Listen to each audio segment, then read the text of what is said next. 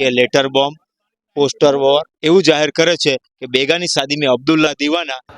અરે તમારા આનંદભાઈમાં તાકાત નથી એ બુસુ ચેવડોને પૈસા આપવાની।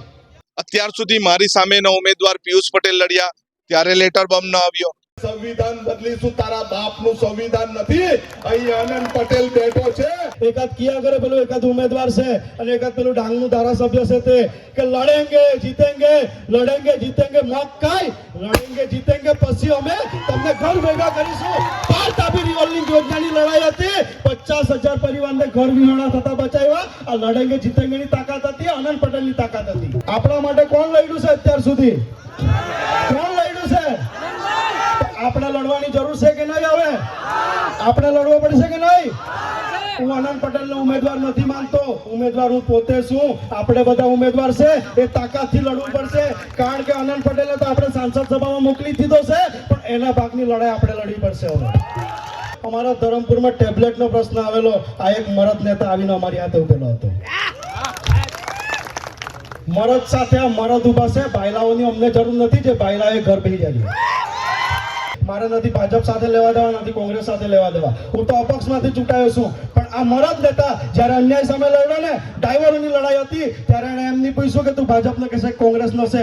વિદ્યાર્થીઓની લડાઈ હતી ત્યારે એમણે એમ નહીં પૂછ્યું કે તું ભાજપનો કે કોંગ્રેસનો છે। અન્યાય થયો, તાકાતથી બોલ્યો, હવે એના માટે આપણે તાકાતથી બોલવાનું છે।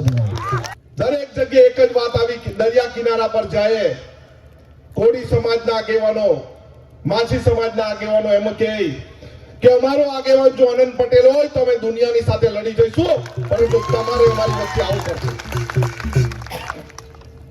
માછીમારોનો પ્રશ્ન છે, મહિલાઓનો પ્રશ્ન છે, યુવાન બેરોજગારનો પ્રશ્ન છે, કોળી સમાજના આગેવાનનો પ્રશ્ન છે, શહેરી આગેવાનનો પ્રશ્ન છે, પરંતુ એમની પાસે લડવા વાળું કોઈ નથી।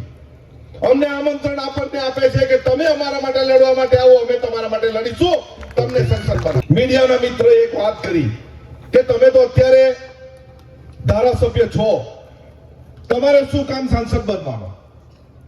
ત્યારે મેં એક વાત કરી, જેટલા પણ પ્રોજેક્ટો આદિવાસી વિસ્તારમાં આવે છે, જેટલા પણ પ્રોજેક્ટો દરિયાઈ વિસ્તારમાં આવે, જેટલા પણ પ્રોજેક્ટો શહેરી વિસ્તારમાં આવે, એ બધા પ્રોજેક્ટો દિલ્હીથી આવે છે। એટલા માટે દિલ્હીમાં મારે જવું છે, લોકસભા ગુજવી છે અને લોકસભામાં બતાવવું છે આદિવાસીની તાકાત, અહીંના લોકોની તાકાત, વલસાડ અને ડાંગના લોકોની તાકાત બતાવી છે અને પ્રશ્ન ઉઠાવવો છે। અત્યાર સુધીના કોઈ સાંસદે પ્રશ્ન નથી ઉઠાવ્યો।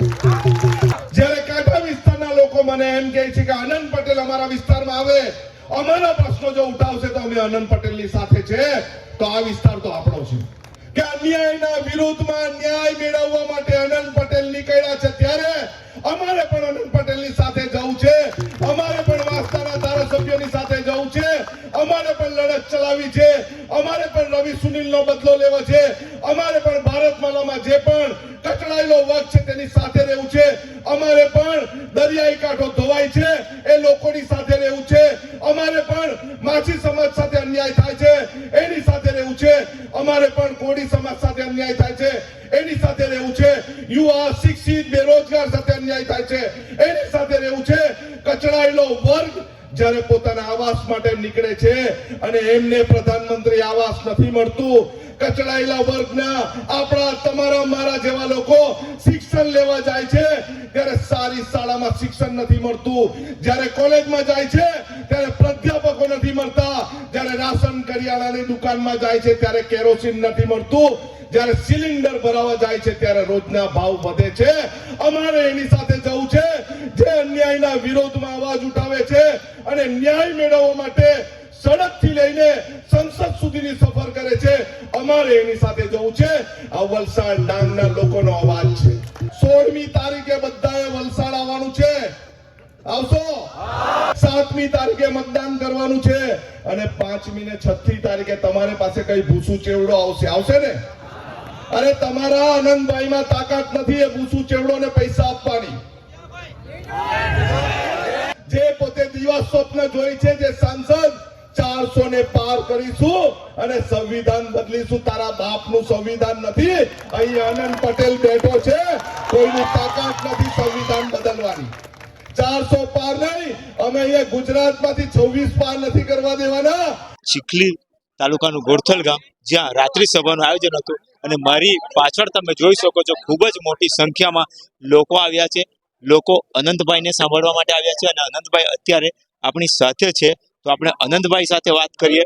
18 કે 19 દિવસથી જ્યારથી નામ ઇન્ડિયા ગઠબંધનમાં મારું વલસાડ ડાંગ લોકસભા સીટ પર જાહેર થયું છે, ત્યારથી અમે દરેક તાલુકામાં દરેક શહેરોમાં મુલાકાત કરી રહ્યા હતા. આજે પણ વાંસદાના ગામે ગામની મુલાકાત અમારી હતી અને યુવાનોની એક જ માંગણી હતી કે આ સીટ પર અનંત પટેલ જીતે અને અનંત પટેલ અત્યાર સુધી અન્યાયના વિરોધમાં ન્યાય મેળવવા માટે જેટલા પણ આંદોલન કર્યા છે એ આંદોલનો પણ અમે બતાવ્યા અને એ આંદોલનો થકી અહીંના યુવાનોની એક જ વાત છે કે અમારા માટે જે લડ્યા છે તેમના માટે અમે લડશું અને અનંત પટેલને આ સીટ જીતાડીશું. અનંતભાઈ, જે સંઘર્ષ ગાથા તમારી બતાવવામાં આવી છે પબ્લિકને, તો એના થકી આપણે ફ્લેશબેકમાં જઈએ તો પહેલાના જમાનામાં આ રીતે જ આપણે સ્કૂલમાં કેવી રીતે જતા હતા અને આપણે આપણો ઇતિહાસ લોકો સમક્ષ બતાવતા હતા, તો એ પણ એક ખૂબ મોટું પાસું રહેશે તમારી આ સંઘર્ષ ગાથાની એમાં.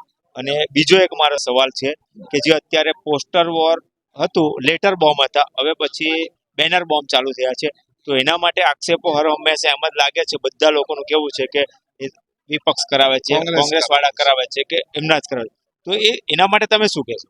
અત્યાર સુધી કેસી પટેલ સાહેબ લડતા હતા ત્યારે લેટર બમ્પ નહીં આવ્યો. અત્યાર સુધી મારી સામેના ઉમેદવાર પિયુષ પટેલ લડ્યા ત્યારે લેટર બમ્પ ન આવ્યો. બાજુની સીટ પર અરવિંદભાઈની સામે કિશનભાઈ, કમલેશભાઈ અને આપણા કલ્પેશભાઈ લડ્યા ત્યારે લેટર બમ્પ ના આવ્યો. અત્યારે લેટર બમ્પ કેમ આવ્યો?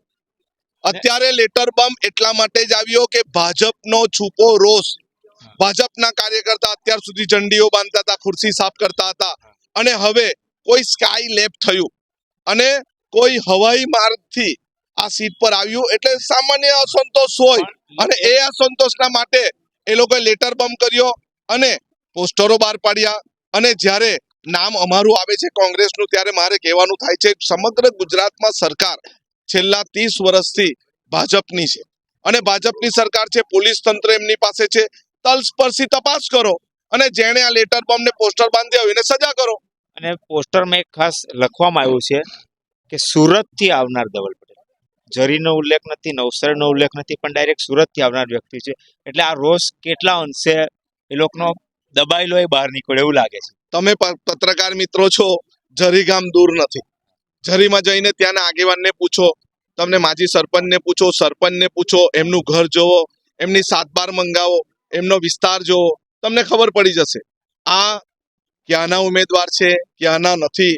એ પ્રશ્ન ભાજપનો છે અને ભાજપમાં આંતરિક વિવાદ અને આંતરિક રોષ એ સપાટી પર આવ્યો છે, પરંતુ પોતાની નાલેસી છુપાવવા માટે હર હંમેશા એવું કોંગ્રેસનું નામ આપે છે.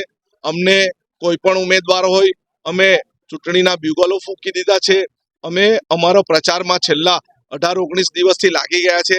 આજે પણ તમે જો અહીંના યુવાનોમાં ઉત્સાહ છે, મહિલાઓમાં ઉત્સાહ છે, અહીંના ખેડૂતોમાં ઉત્સાહ છે, શિક્ષિત વર્ગમાં ઉત્સાહ છે, યુવાન બેરોજગારમાં ઉત્સાહ છે કે આ વખતે કોઈ નહીં, આ વખતે માત્ર અનંત પટેલ અને અનંત પટેલ સાથે આપણે વાત કરી અને અનંત પટેલે કીધું તેમ કે લેટર બોમ્બ, પોસ્ટર વોર અને આ બધી વસ્તુ એવું જાહેર કરે છે કે બેગાની શાદી મેં અબ્દુલ્લા દીવાના, તે રીતની ઘટના ભાજપના લોકોની થઈ છે એવું લાગે છે. હવે આવનાર સમયમાં જોવાનું રહેશે કે જ્યારે લોકસભાની ચૂંટણી પૂર્ણ થશે, ત્યારબાદ રિઝલ્ટ આવશે, ત્યારે જ ખબર પડશે.